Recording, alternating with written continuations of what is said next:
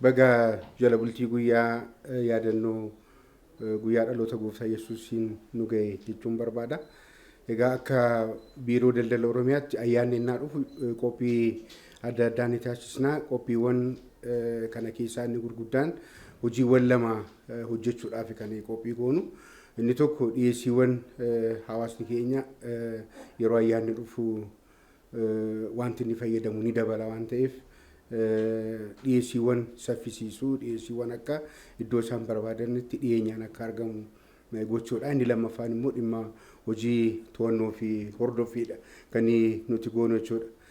Bara kanas maal goonee koree olaanaa tokko sadarkaa biirootti ni hundeessine, akkasumas immoo koree teeknikaa 5 hundeessuudhaan eessa maaltu jira kan jedhu hagam eessa maaltu jira kan jedhu edda guurree booddee karoora mataa isaa danda'e karoora tokkicha akka naannootti qopheessine. Karoorri sun immoo caccabee sadarkaa godinaatti, sadarkaa magaalaatti, akkasumas hanga kutaa magaalaa fi aanaatti akkaataatti qophaa'u kallattii kaa'uudhaan orienteeshinii pilaazmaadhaan yookaan immoo karaa teeknooloojii kana kennuudhaan magaalota 23 fi godinaalee 21f orienteeshinii mataa isaa danda'e kenname achi gubbaarra dhaabbatamee hojiiwwan ayyaana kanaatiif dhiyeessiiwwan akka inni karaa qulqullina qabuun, saffina qabuun, baay'ina qabuun akka dhiyaatu karoorfannee teenyeerra jechuudha. Gama biraatiin egaa hojiiwwan dhiyeessii kana cinaatti immoo hojiiwwan to'annoo hordoffii ni taasisna. Hojiiwwan to'annoo hordoffii kun ayyaana kana sababeeffachuudhaan yakkoonni daldalaa adda addaa akka hin uumamne wanti to'annoo hordoffiin taasisnu ni jira. Akkasumas dhiyeessiiwwan kun immoo eessatti dhiyaataa ni jedhu kunis gabaan idilee kan hawaasni keenya qabu akkuma jirutti ta'e gabaawwan sanbataa akka naannoo keenyaatti jiran gara 700 olii irratti dhiyeessiiwwan kun ni dhiyaata jechuudha. Egaa dhiyeessiiwwan kun maal inni hojjenne tokko bu'aa qonnaati. Bu'aa qonnaa hawaasni kun barbaadu ni dhiyaata. Inni lammaffaan bu'aalee industiriiti. Inni sadaffaan immoo bu'aa beeladaa fi bu'aa beeladaati. Kana gubbaarra dhaabbachuudhaan midhaan gara qamadii daabboodhaaf ta'u gara kumtaala 18,000 fi 262 akkasumas oomisha midhaanii boqqoolloo gara 49,000 fi 960 garbuu nyaataaf ta'u gara 18,000 kumtaala 18,000 fi 347 akkasumas xaafii kumtaala 36,000 fi 134 walii galatti gosa midhaanii kumtaala 100,000 fi 22,000 fi 700 kan ta'u gabaawwan kana gubbaarratti kan dhiyaatu ta'a jechuudha. Akkasumas kuduraa fi muduraa toonii 500,000 ol yookaan miliyoona gimmaashaa ol kan dhiyaatu ta'a. Beelanni dhaabbii horiin maalaa gara 100,000 fi 50,000 ol, hoolaa 200,000 fi 10,000 ol, re'ee 200,000 fi 50,000 ol, waliigala loon dhaabbataa fi bushaayee gara miliyoona 1 fi 2 kan ta'u gabaawwan idilee fi gabaawwan sanbataa kana gubbaarratti kan dhiyaatu ta'a jechuudha. Kanuma wajjin wal qabatee lukkuun gara miliyoona 5 fi 3 kan ta'uu fi buuphaan yookaan killeen gara miliyoona 22 kan ta'u gabaawwan kana gubbaarratti ni dhiyaata. Gama biraatiin bu'aa industirii kan ta'e zayita nyaataa karaa walitti hidhimsaa fichisiisotaa fi warra jimlaa gurguran wajjiniin gabaawwan idilee kana gubbaarratti gara miliyoona 1 fi 7 kan ta'u gabaawwan kanaaf kan dhiyaatu ta'a. Sukkaarri karaa yuuneenii akka naannoo keenyaatti jiran kan baatii kanaa kumtaala 21,000 fi 105 kan ta'u karaa yuuneenii fi karaa waldaalee kan dhiyaatu ta'a jechuudha.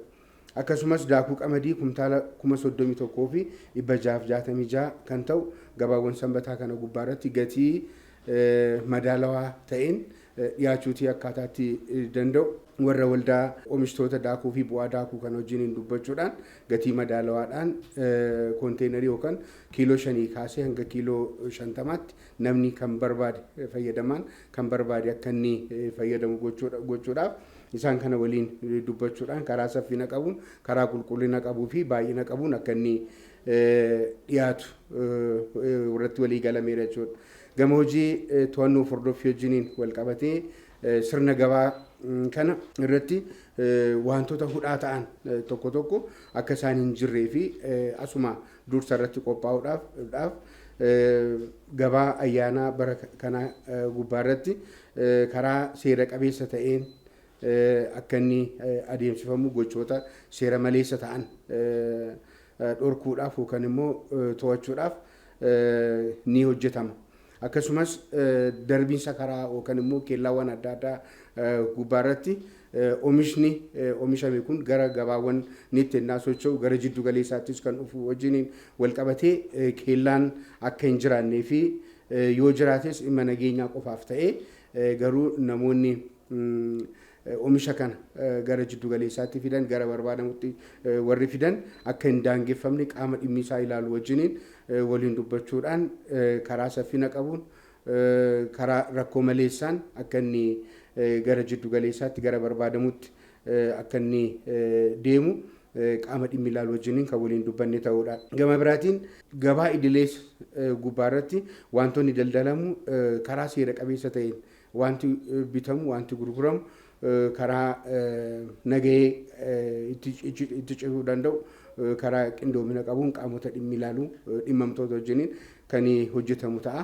Akkasumas gabaawwan idilee gara dhaabbata daldalaa gara 300 fi 754 irratti to'annoon ayyaana kana qofa ilaalchisuudhaan to'annoon kan irratti taasifamu ta'uu ibsuun barbaada. Yeroo idileetiin alatti isaan kana gubbaa irratti to'annoon gabaa ni gaggeeffama jechuudha. To'annoon gabaa kana deefamu gabaa idilee keessatti yakki akka hin uumamne akkasumas kontiroobaandii wajjinis wal qabatee daldalli seeraan alaa waan akka oomisha dhoksuu gatii garmalee dabaluu oomisha yeroon irra darbee gabaa keessatti akka hin galle gochuudhaaf to'achuu eeyyama malee warra daldalan gabaa idilee keessatti eeyyama malee warra daldalan isaan kana ni to'atamu jechuudha. Gama biraatiin dhimma kontiroobaandii wajjinis wal qabatee wanti jiru kan gara biyyaa seenus haa ta'u kan biyya gara iddoo malee iddoo hin eeyyamamneef kan deemus akka hin jiraanne kanas qaamota dhimmi ilaalu wajjiniin kan hojjetamuu fi kontiroobaandii kanas hir'isuudhaaf kan irratti hojjetamu ta'a jechuudha. Hawaasni keenyas naannoo kana gubbaa irratti dhimma kontiroobaandii naqarsa biyyaa ta'uusaa beekamee guddina biyyaa gubbaa irratti balaa guddaa kan qabu ta'uusaa hawaasni keenya illee hubatee eeruu iddoo barbaachisu gubbaa irratti akka nu kennu carraa kanaan dhaamuun barbaada. Oomishni alergee yeroo tokko tokko gabaa ayyaanaa kana da'eeffachuudhaan sochiin seera maleessaa ni jira waan ta'eef isa kanallee hawaasni keenya eeruu akka nu kennuun carraa kanaan ibsuutii barbaada. Gama biraatiin gabaa ayyaanaatiif wanti dhiyaatu waan qulqulluu ta'e waan hawaasni keenya fayyadamu waan karaa faddaalaa fi sansalanni gabaa otoo hin dheeratiin hawaasni keenya karaatti argachuutii danda'u keessattuu gabaawwan sanbataa kana gubbaa irratti akka inni dhiyaatu hawaasni waan qabu gabaa kana gubbaa irratti baasee akka inni gurguratu akkasumas qaamni shamatu yookaan immoo qaamni bitullee gabaawwan kanarraa akka inni bituu danda'u. Maaliif gabaan kun kana walakkaa wanti jiru hin jiru waan ta'eef inni oomishe hanga oomishe baasii inni oomishe sana karaa madaalawaa ta'een akka inni argatudha. Inni shamatus immoo inni bitatu kallattiidhaan qaama oomishe irraa akka inni argatu gochuudhaafidha kan gabaawwan sanbataa kun uumamanii kan hawaasni keenya irraa fayyadamu jechuudha. Gama biraatiin gabaawwan ayyaanaa innaa dhufu sochiin ni guddata ni baay'ata. Sochiiwwan kana keessatti illee maallaqni sobaa akka inni hin sochoone iddoo rakkoon jirutti iddoo shakkiin jirutti illee qaama dhimmi ilaaluuf hawaasni keenya akka eeruu kennuudhaan akka inni tamsaasa isaa yookaan immoo maallaqni seera maleessa ta'e illee akka hin sochoone gochuudha. Gama biraatiin hawaasni keenya teekinooloojiitti akka inni fayyadamu karaa teekinooloojii, karaa teelee birrii ta'uu danda'a, siibii ta'uu danda'a, baankota hunda wajjiniin akkaataatti hojjetamuu danda'uun isa hubannoon adda addaa yeroo adda addaa kennamaas tureera.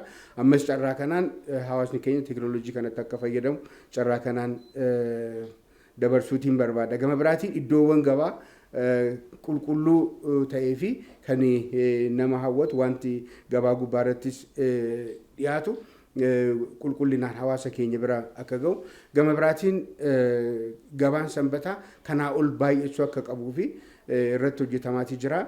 Baay'ina isaallee dabaluun akka barbaachisu.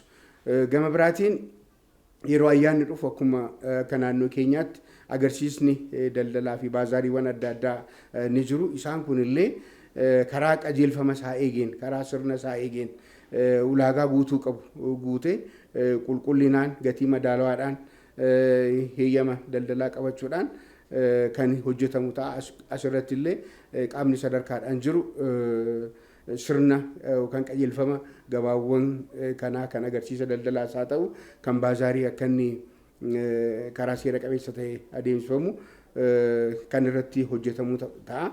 Gama biraatiin egaa inni guddaan walitti hidhamsa gabaati kan hojjennu, kan barbaaduu fi kan bitu walitti fiduudha.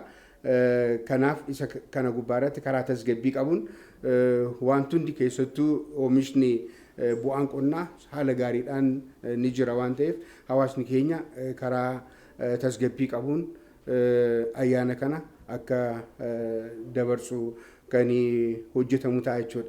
Egaa as keessatti wanti xiyyeeffannoodhaan sirriitti hojjetamuuti wanti qabuu fi sadarkaa caasaa keenya gara gadiitii fi dhimmamtoota yookaan qaama wajjiniin hojjetaa jirru wajjiniin wanti hojjetamuu qabu. Tokko dhiyeessiin akka jiraatu gochuudha. Kuusaawwan to'achuudha. Maallaqa qaba jedhee namni qajeelfama daldalaa gubbaarra ni jira. Kan eeyyama ittiin baase dhibbeentaa 25 ol kuusuu akka hin qabne maallaqni jira jechuudhaan namni akka kuusuu hin dandeenye inni kun kan to'atamu ta'a. Daldalaan kamiyyuu eeyyama qabaachuutii qaba. Akkasumas nagahee kennuutii qaba.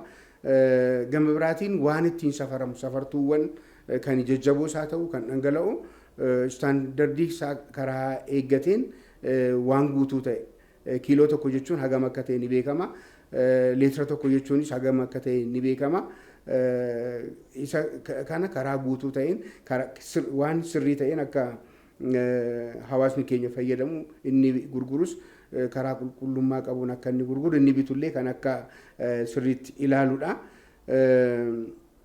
Gama biraatiin iddoowwan gabaa akkuma kaase iddoo qulqulluu fi sadarkaa isaa eeggate ta'uudha kan qabu.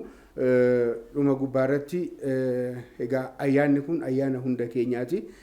Kan qabu isa hin qabneef ollaa isaatiif qaama wajjiniin ayyaana kana gammachuudhaan dabarsuuf yaaduudhaan waliin ayyaana kana akka dabarsuutii dandeenyu asumaan ergaa koo dabarsaa ayyaana gaarii jechuun barbaada.